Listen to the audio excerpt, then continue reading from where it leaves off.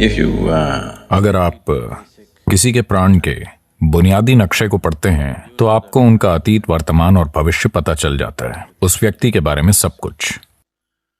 क्योंकि एक तरह से आपका जीवन बस आपकी ऊर्जाओं की एक अभिव्यक्ति है कि वो किस तरह काम करती है। तो यौगिक प्रणाली के साथ हम अपनी ऊर्जाओं के काम करने के तरीके को बदलने की कोशिश कर रहे हैं।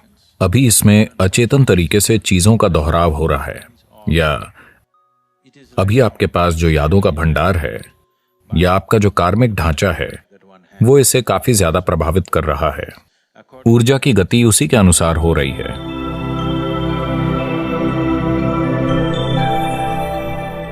अब अगर हम इसे देखें, भूल जाइए कि ये किसका चित्र है, ठीक है? ये एक ऊर्जा एक्सरे की तरह है, तुरंत काम में लेने के लिए। हम एक कहीं ज्यादा विस्तृत चित्र बना सकते हैं, लेकिन उसमें कहीं ज्यादा भागीदारी की जरूरत होगी। ये तुरंत काम में लेने के लिए है। तो अब अगर आप इस चित्र को देखें तो आप पाएंगे कि मूलाधार थोड़ा असंतुलित है। इस पर थोड़ा और काम करने की जरूरत है। स्वाधिष्ठान ज्यादा मजबूत नहीं है, लेकिन ठीक है। मणिपूरक अच्छा है।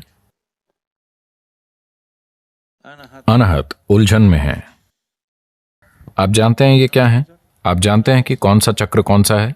अनाहत उलझन में है और कुछ ऐसा है। विशुद्धि ज्यादा कुछ नहीं हुआ है। आप जैसे पैदा हुए थे ये वैसा ही है। आज्ञा ठीक है, स्थिर है, कुछ खास नहीं है, लेकिन संभावना मौजूद है।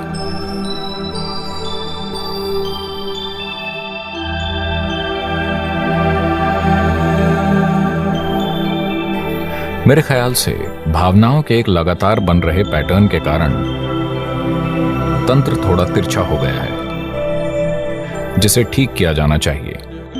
हठ योग करने के लिए बिल्कुल सही चीज है।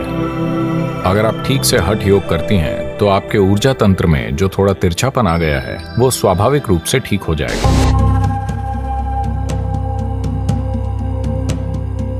तंत्र विद्या जानने वाले लोग अगर किसी को नष्ट करना चाहते हैं तो वो उसमें प्राण की कमी पैदा कर देंगे। वो इंसान बिखर जाएगा।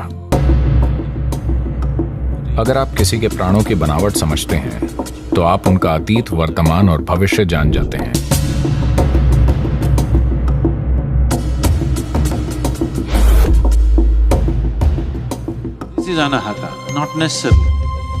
अनाहत का यहां होना जरूरी नहीं है। आप अनाहत को अपने हाथ में लाएं और बस किसी को छू लें, उनमें प्रेम का विस्फोट हो जाएगा। अगर किसी को अपने विशुद्धि चक्र पर कुछ महारत हासिल है तो उसका पूरा आभा मंडल नीला हो जाएगा। यह ऐसी आभा है जिसकी मदद से आप दुनिया में ऐसे काम कर सकते हैं कि दूसरे आपको महामानव समझते हैं।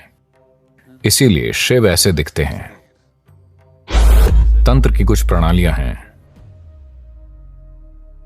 विशेष रूप से मध्य एशिया में जिप्सियों के कुछ समूह थे। 2.5 से 3 घंटे में वो एक सेब का बीज लगाकर फल से भरपूर पेड़ उगा देते थे। कुंडलिनी ऐसा आयाम है, इसमें तब तक दखल नहीं देनी चाहिए जब तक कि आप वाकई काबिल ना हो।